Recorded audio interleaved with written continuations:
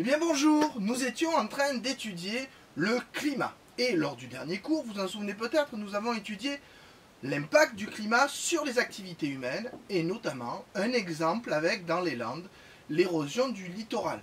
L'érosion, je rappelle, le fait que les roches partent à cause des vagues. Et oui, les changements climatiques que nous sommes en train de vivre, qui ont déjà existé auparavant, même s'ils n'étaient pas les mêmes et n'avaient pas la même origine, ont une influence sur l'environnement dans lequel nous vivons. Vous pouvez noter à la suite du cours.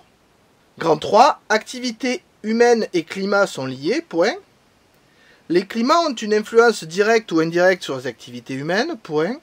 Chaque climat engendre des aléas qui lui sont propres, ce qui, par la suite, peut provoquer des risques pour les personnes. Définition, aléa de point. Possibilité qu'un phénomène géologique se produise dans une zone géographique précise, point. À la ligne, risque de point. Danger éventuel lié à un aléa. Et en classe, nous avions décidé de choisir l'exemple de l'érosion côtière, comme celle que nous pouvons voir dans les vidéos qui est en fond là.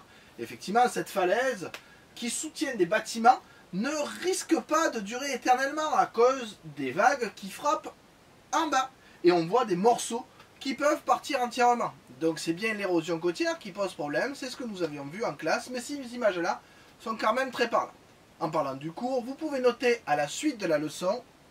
Par exemple, le changement climatique en cours a modifié la hauteur d'eau des océans, virgule, ce qui a modifié l'érosion côtière, point. Définition, érosion, de point. Destruction naturelle des reliefs du sol, ouvrez la parenthèse, par l'eau notamment, fermez la parenthèse, point. Et face à ces modifications, l'homme se doit de réagir. Effectivement, dans le cas de l'érosion côtière, des villes entières peuvent disparaître. D'ailleurs, la question se pose, que faire pour ces villes qui sont au bord de mer? Quelle solution choisir? C'est le problème qui est posé par la vidéo qui suit. Bonne vidéo!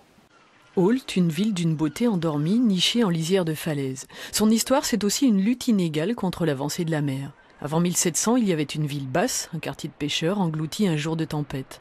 Aujourd'hui, seule demeure la ville haute. Et la falaise vive continue d'être dévorée par les vagues, un recul évalué en moyenne à près de 70 cm par an.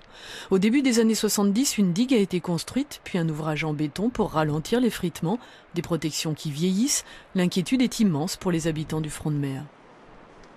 Ça serait un gâchis phénoménal par rapport à l'argent qui a été investi pour protéger justement ce front de mer, d'abandonner, de partir à reculons. Face à ces questionnements, le maire d'Ault oppose la brutalité des chiffres. La cascade de béton paralyse les budgets de la ville depuis plus de 30 ans. On ne pouvait pas grand-chose pour notre ville puisqu'il y avait presque 500 000 euros de remboursement quand je suis arrivée en 2008, 500 000 euros annuels. Précédemment, c'était encore plus important. Donc, comme moi, mes confrères ont été obligés de dire on rembourse et puis on ne fait rien pour l'instant. Du côté du syndicat mixte Baie de Somme, on défend l'anticipation nécessaire. Un grand projet urbain un peu en retrait du front de mer pour redonner du souffle à cette ville oubliée. 7 hectares d'espace en friche autour de la demeure ancienne du Moulinet pour penser Ault demain.